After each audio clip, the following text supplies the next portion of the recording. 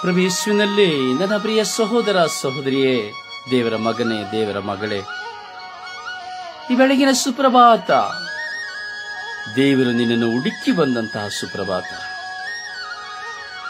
ಈ ಬೆಳಗಿನ ಸುಪ್ರಭಾತ ದೇವರು ತನ್ನ ಕೃಪಾವರ ಪ್ರಸಾದಗಳಿಂದ ನಿನ್ನನ್ನು ತುಂಬುವಂತಹ ಸುಪ್ರಭಾತ.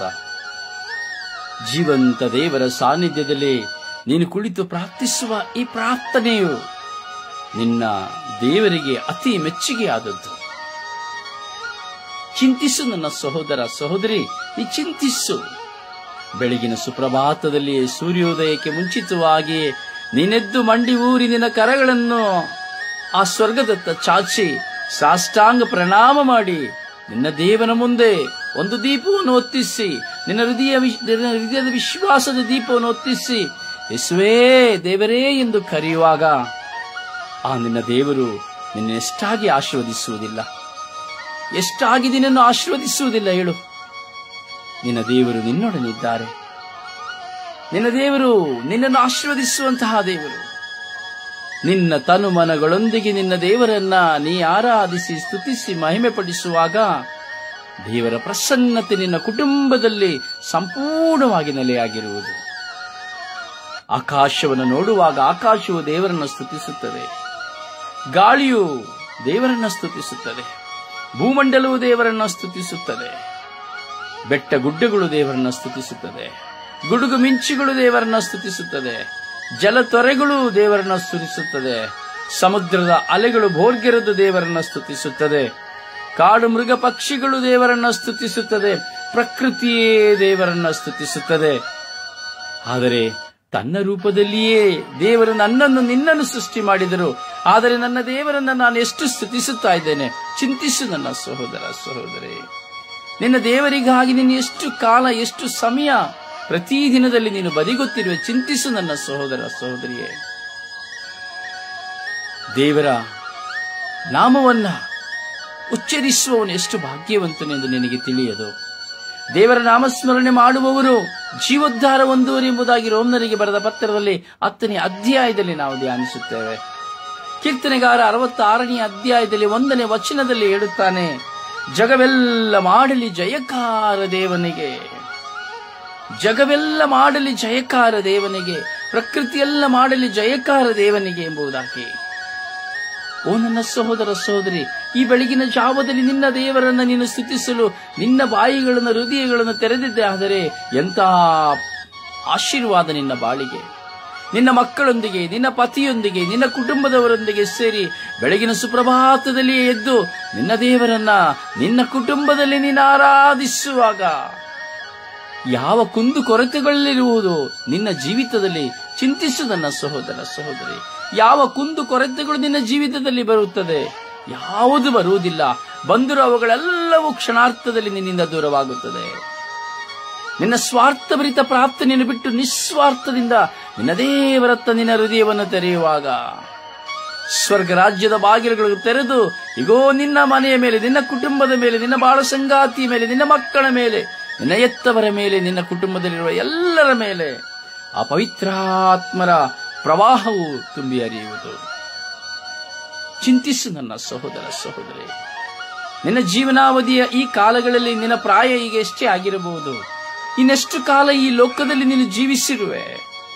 ನಿನಗೆ ಒಂದು ಒಳ್ಳೆಯ ಮರಣ, ದೇವರ ಪ್ರಭುವಿನ ರಾಜ್ಯದಲ್ಲಿ ಒಂದು ಸ್ಥಾನ, ಪ್ರಭುವಿನ ಪುನರುತ್ಥಾನದಲ್ಲಿ ಒಂದು ಸ್ಥಾನ ನಿನಗೆ ಬೇಡವೇ?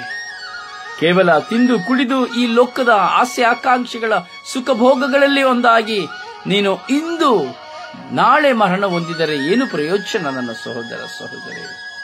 ನಿನ್ನ ಹಣವೋ ಆಸ್ತಿಯೋ ನಿನಗೆ ಆರಾಧನೆಯಾದರೆ, ನಿನ್ನ ಬಲಹೀನತೆಗಳು, ನಿನ್ನಲ್ಲಿರುವಂತಹ ಅಹಂಕಾರ, ಅಹಂಭಾವ, ನಾನತ್ವಗಳು ನಿನಗೆ ಆರಾಧನೆಯಾದರೆ ಆ ದೇವರಿಗೆ ಮೆಚ್ಚುಗೆಯಾದ ಆರಾಧನೆ ಯಾವುದು ನನ್ನ ಸಹೋದರ ಸಹೋದರಿ?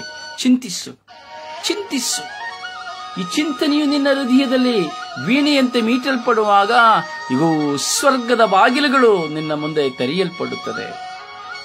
ಜಗವೆಲ್ಲ ಮಾಡಲಿ ಜಯಕಾರ ದೇವನಿಗೆ. ಹೌದು, ಜಗವೆಲ್ಲ ಮಾಡಲಿ ಜಯಕಾರ ದೇವನಿಗೆ, ಅದರೊಂದಿಗೆ ನಾವೆಲ್ಲ ಮಾಡುವ ಜಯಕಾರ ದೇವನಿಗೆ. ಕೀರ್ತನೆಗಾರ 66ನೇ ಅಧ್ಯಾಯ 1ನೇ ವಚನ, ಜಗವೆಲ್ಲ ಮಾಡಲಿ ಜಯಕಾರ ಆತನಿಗೆ, ದೇವನಿಗೆ, ಪ್ರಭುವಿನ ವಾಕ್ಯ. ದೇವರಿಗೆ ಕೀರ್ತನೆಗಳು 56ನೇ ವಾಕ್ಯ 1. ಜಗವೆಲ್ಲ ಮಾಡಲಿ ಜೈಕಾರ ದೇವನಿಗೆ. ಪ್ರಭುವಿನ ವಾಕ್ಯ.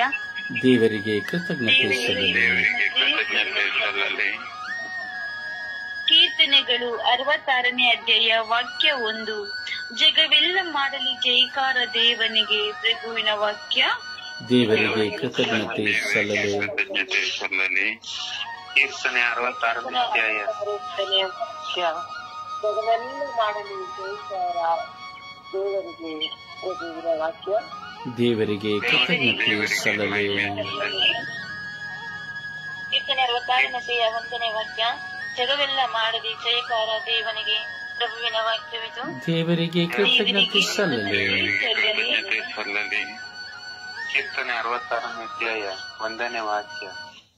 ಜಗವೆಲ್ಲ ಮಾಡಲಿ ಜಯಕಾರ ದೇವನಿಗೆ. ಪ್ರಭುವಿನ ವಾಕ್ಯ. ದೇವರಿಗೆ ಕೃತಜ್ಞತೆ ಸಲ್ಲಲಿ.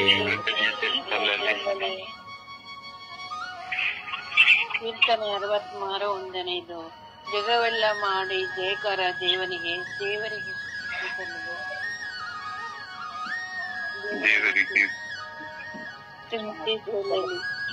ಅಪ್ಪ ತಂದೆಯೇ, ಸ್ತೋತ್ರ ರಾಕ್ಷ, ವಂದನೆಗಳು ರಾಕ್ಷ. ಕೋಟ್ಯಾನುಕೋಟಿ ಸ್ತೋತ್ರಗಳು, ಕೋಟ್ಯಾನುಕೋಟಿ ವಂದನೆಗಳು ಸ್ವಾಮಿ ದೇವ. ಈ ಬೆಳಗಿನ ಸುಪ್ರಭಾತದಲ್ಲಿ ಸ್ವಾಮಿ, ಈ ಚಿಂತನೆಯಲ್ಲಿ ಒಂದಾಗುತ್ತಿರುವಂತ ನಿನ್ನ ಮಕ್ಕಳಾಗಿರುವ ನಮ್ಮನ್ನು, ಇಡೀ ವಿಶ್ವದ ಮಾನವ ಕೋಟಿಯನ್ನು, ಕುಟುಂಬಗಳು ನಿಮ್ಮ ಕರಗಳಿಗೆ ಸಮರ್ಪಿಸಿಕೊಡುತ್ತೇವೆ ರಾಜ. ಎಲ್ಲ ಮಕ್ಕಳನ್ನು ಆಶೀರ್ವದಿಸಿರಿ ರಾಜ. ಅವರ ಕಣ್ಣೀರನ್ನು ನೀಗಿಸಿರಿ ರಾಜ. ಅವರ ದುಃಖಗಳನ್ನು ನೀಗಿಸಿರಿ ರಾಜ. ಸಮಸ್ಯೆ ಸಾಲಗಳಿಂದ ಬಿಡುಗಡೆಯನ್ನು ಕೊಡಿರಿ ರಾಜ. ಇವರ ಕುಟುಂಬವು ಉದ್ಧಾರವಾಗಲಿ. ಇವರ ಕುಟುಂಬದಲ್ಲಿ ಶಾಂತಿ ಆಗಲಿ. ಈ ದಿನದಲ್ಲಿ ಇವರು ಮಾಡುವ ಕಾರ್ಯಗಳು, ಕೆಲಸಗಳು ಸಫಲವಾಗಲಿ. ಪ್ರಯಾಣಗಳು ಆಶೀರ್ವಾದಕರವಾಗಲಿ.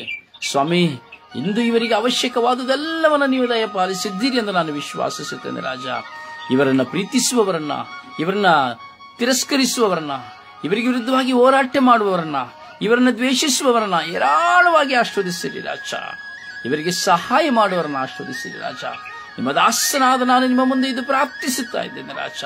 ಯೇಸುವೆ, ನಮ್ಮೆಲ್ಲರ ಮೇಲೆ ಕರುಣೆ ತೋರಿ, ದಯೆ ತೋರಿ, ನಿಮ್ಮ ಕೃಪೆಯಿಂದ ನಮ್ಮನ್ನು ತುಂಬಿ ಅಭಿಷೇಕಿಸಿ ಆಶೀರ್ವದಿಸಿರಿ ಎಂದು ಪಿತ, ಸುತ್ತ ಮತ್ತು ಪವಿತ್ರಾತ್ಮರ ನಾಮದಲ್ಲಿ ಪ್ರಾರ್ಥಿಸಿದ್ದೇನೆ ಜೀವನುಳ್ಳ ತಂದೆಯೇ.